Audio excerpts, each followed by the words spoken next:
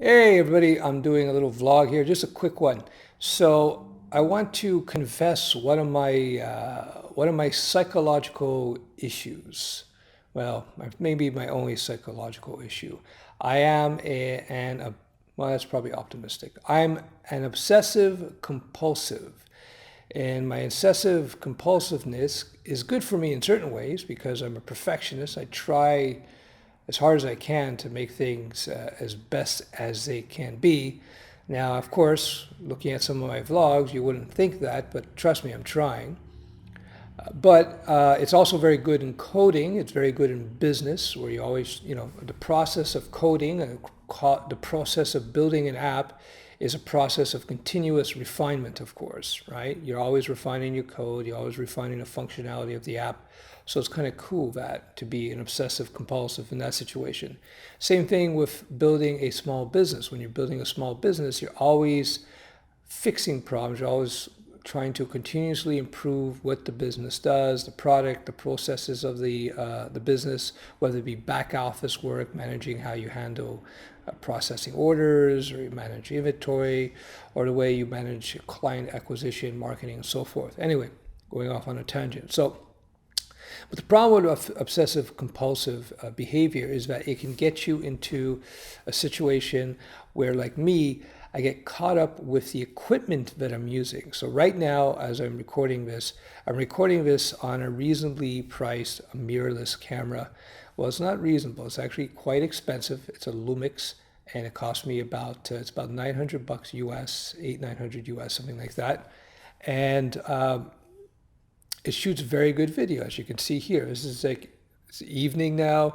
I have no lights on. I'm just using what's left of the light outside, and I'm recording this vlog. Now, it's not perfect. It has its problems, which are not huge, but they're just slightly inconvenient. So here I am now obsessing over this camera and obsessing trying to find the perfect camera solution. So I'm deciding whether or not to go out and spend another $700 on another camera that solves some problems that this camera has. But then, of course, when you buy that other camera, you're probably going to have problems. You're going to probably have capabilities that this camera has and that new camera doesn't have. And what happens, I get caught up in these traps of trying to perfect my technology, perfect my tools rather, that I use to build my vlogs, or my tools to write my code, or whatever tools I happen to use.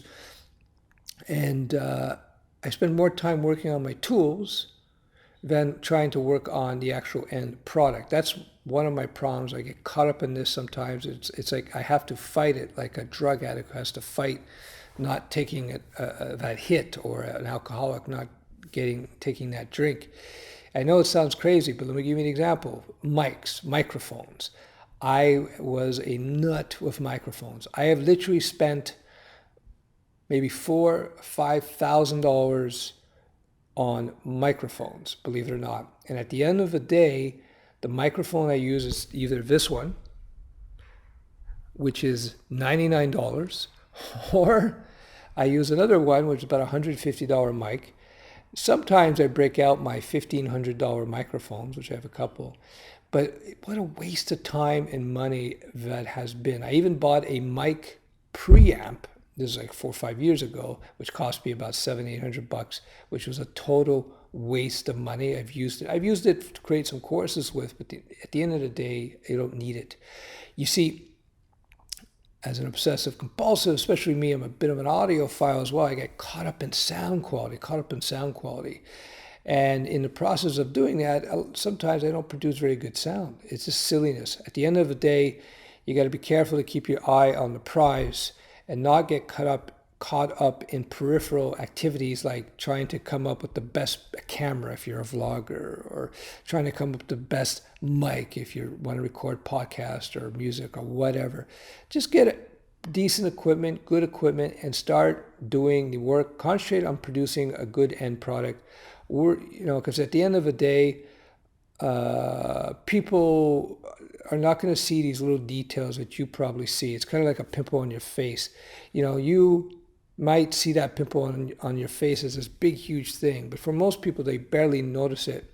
And the same thing with the tools that you use. The tools may enhance your capabilities in some situations a little bit, but at the end of the day, most of the time, it has, no noticeable impact. So when choosing a laptop for your coding work, don't go crazy. Don't, find a good one, choose one that's good, but don't, worry about this processor, that processor, if it's this type of RAM or that type of RAM, within limits, At the end of the day, like the new generation processor typically is maybe 10, 15% faster than the previous generation. You know what I mean? So it's not like a huge game breaking difference most of the time. Of course, there are exceptions if you're like doing heavy duty processing, or you find that your computer just doesn't have the juice to do what you need to do. That does happen on occasion.